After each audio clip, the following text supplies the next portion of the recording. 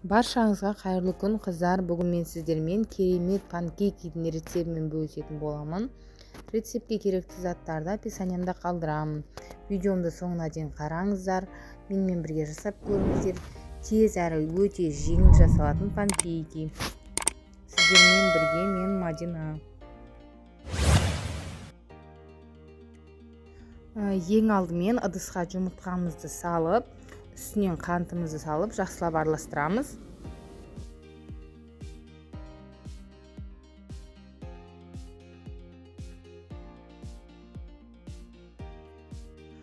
Үстінен жылы сүтімізді құйып, және араластырамыз.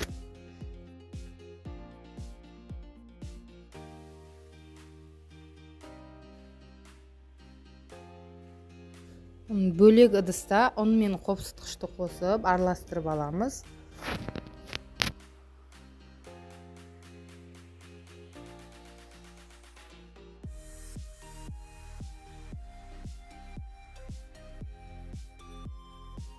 Ұнды аз мөлшерден салып отырып, араластырамыз.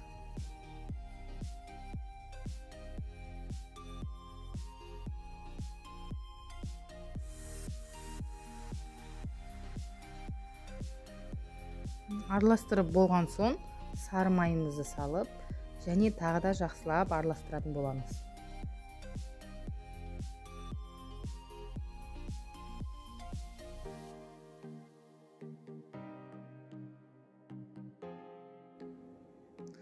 Міне қамырымыз дайын болды, осылай болып шығады.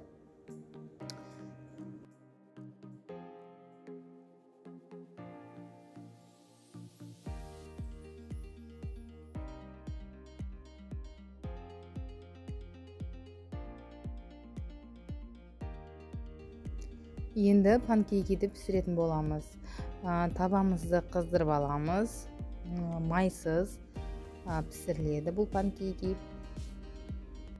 Осылай аз ғана мөлшерінен құйып пісіреміз. Осылай беті көпіршіктеніп, тесіктер пайда бола бастағанда екінші бетін аударамыз.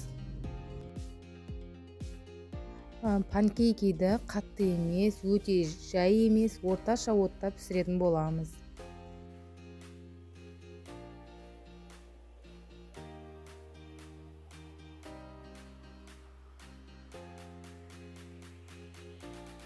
Міне біздің панкейкіміз дайын. Өте дәмді әрі жұмсақ болып шықты. Сондай таңғы асқа керемет. Сіздер де жасап көрсеңіздер болады.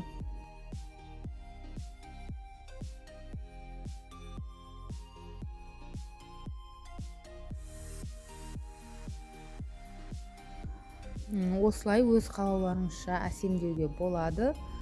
Мен осылай тосап құйып әсемдедім. Өйткені маған осылай ұнайды. Өте жұмсақ әрі дәмді болып шықты. Жасап көріңіздер. Қош сау болыңыздар. Сіздермен бірге болған мен Мадина. Каналыма лайк басып тіркелуді ұмытпаңыздар.